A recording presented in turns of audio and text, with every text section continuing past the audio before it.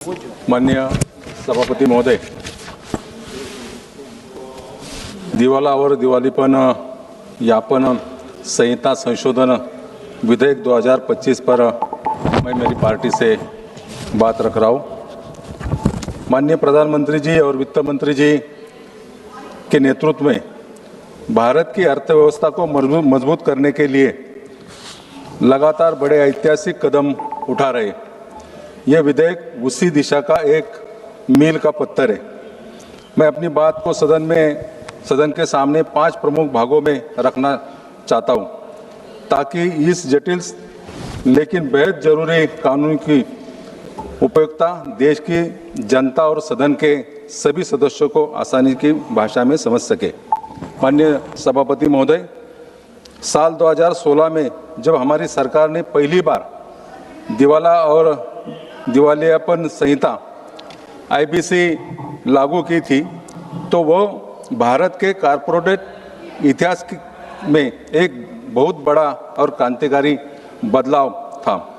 उसी से पहले अगर कोई कंपनी कर्ज नहीं चुका पाती तो बैंकों का पैसा सालों साल अदालतों में फंसा रहता था। IBC ने इस पूरी व्यवस्था को बदल दिया है। माननीय सभापति महोदय, IBC का मुख्य उद्देश्य कर्जदारों, लेनदारों और निवेशकों के हितों के संतुलन बनाने और कंपनी की संपत्ति की कीमत को बचाना था। यह कानून हमारे देश की GDP को बढ़ाने के लक्ष्य में जुड़ा है। IBC ने पहली बार एक तय समय सीमा के भीतर दिवालियापन के समाधान की व्यवस्था दी है। माननीय सभापति महोदय, इसने भारत में ईज ऑफ डूइंग बिजनेस यानी भारत व्यापार करने की आसानी को बढ़ावा दिया है और कॉर्पोरेट सेक्टर में एक ऐसा अनुशासन पैदा किया है जिससे बैंकों के NPA में भारी कमी आई है। आंकड़े खुद इस कानून की सफलता की गवाही देते। 31 अक्टूबर 2025 तक इस कानून के तहत 1322 कंपनियों को पूरी तरह से बचाया लिया है और 8715 मामलों को स्वीकार किया गया है। जिन कंपनियों का समाधान हुआ है उनकी बिक्री में 76% की शानदार वृद्धि देखी गई है। सबसे बड़ी बात यह है कि इस कानून में डर और प्रभाव के कारण 13.54 लाख करोड़ रुपए का कर्ज अदालती प्रक्रिया के बाहर ही हो चुका है। कंपनियों के मामलों में अब डर लगता है कि अगर कर्ज नहीं चुकाया तो कंपनी हाथ से चली जाएगी। सेक्शन 12(1) के तहत 1154 कंपनियों के मामले वापस लिए गए क्योंकि उन्होंने बाहर ही अपना कर्ज चुका दिया है। ये हमारी सरकार की नीतियों की बड़ी जीत है।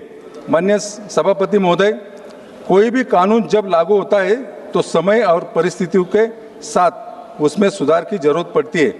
2016 में से लेकर अब तक इस कानून में 6 बार संशोधन किए जा चुके और आखिरी संशोधन 2021 में हुआ है। लेकिन पिछले कुछ वर्षों में जब इस कानून को जमीन पर लागू किया गया तो हमारे सामने कुछ बड़ी व्यावसायिक चुनौती आई। कानून कहता है कि 14 दिन के भीतर केस मंजूर होना चाहिए, लेकिन NCLT में कई महीनों तक मामले अटके रहते। माननीय सभापति महोदय, जब फैसला आने में बहुत ज़्यादा समय लगता है तो कंपनी, मशीनें, जमीन और बिजनेस का मूल्य लगातार गिरता जाता है। इसके बैंकों और निवेशकों को भारी नुकसान होता है। माननीय सभापति महोदय, आज के समय में बड़ी कंपनियां का ढांचा बहुत जटिल होता है। अगर एक ग्रुप की कई कंपनियां दिवालिया हो जाए या कोई कंपनी विदेश में भी व्यापार करती है तो उनके लिए हमारे पास कोई साफ और स्पष्ट ढांचा नहीं था। माननीय सभापति महोदय, मंजूर होने के बाद ही कई तरह की आपत्तियां और विवाद खड़े कर दिए जाते हैं। इससे प्रक्रिया को अंतर नजर आता है। इस कमियों के कारण जिस तेजी से हम कंपनियों को बचाना और बैंकों के पैसों वापस लाना चाहते, उसे रुकावट आ रही है। माननीय सभापति, उन्हीं रुकावटों के दूर करने के लिए हमारी सरकार यह दिवाला और दिवालियापन संहिता संशोधन विधेयक 2025 लेकर आई है।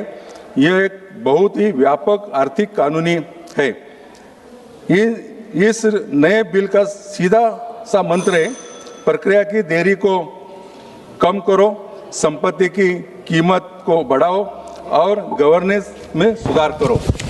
माननीय सभापति महोदय, ये विधेयक आगे चलकर कंपनियां हमारी उनको मजबूत करेगा, सहायता मिलेगी। माननीय सभापति महोदय, देश की अर्थव्यवस्था तभी तेजी और गति से दौड़ सकती है जब हमारे बैंक मजबूत हो, उद्योगपतियों को बिना डरे व्यापार करने की आज़ादी हो और अगर कोई व्यापार किन्हीं कारणों से विफल हो जाए तो उसे बंद करने या नया खोजने की प्रक्रिया तेजी से पारदर्शी हो। दिवाला और दिवालेपन संहिता आईबीसी ने पिछले 8 सालों में देश के लाखों करोड़ों रुपए डूबने से बचाए, लेकिन यह प्रगतिशील और जिम्मेदारी सरकार वही होती है जो समय और साथ में कानूनों को और भागीदारों को और अनुमति बढ़ाती है। ये बिल सही मायनों में ईज ऑफ डूइंग बिजनेस को जमीन पर उतारने वाला है। ये हमारे एमएससी, हमारे बैंकों और हमारे कामगारों और अधिकारियों की रक्षा करने वाला है। इस बात की गारंटी है कि जो पैसा हमारे देश में आम जनता ने बैंकों में जमा किया है, वो पैसा डिफॉल्टर हजम नहीं कर पाएगा और अगर कोई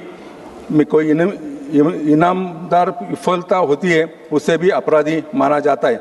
सिलेक्ट कमेटी ने जिसे गहराई और गंभीरता से इसके एक एक क्लॉज का विश्लेषण किया है, वो काबिले तारीफ है। माननीय सभापति महोदय, एक विकसित भारत के निर्माण के लिए हमारी अर्थव्यवस्था को मजबूत होना इससे पहली शर्त है और हमारी अर्थव्यवस्था तभी मजबूत होगी जब हमारे व्यापारी कानून दुनिया के सबसे बेहतर कानूनों के बराबर खड़े हो। यह बिल भारत को उसी दिशा में ले जा रहा है। मैं इस बिल का समर्थन करता हूं। धन्यवाद।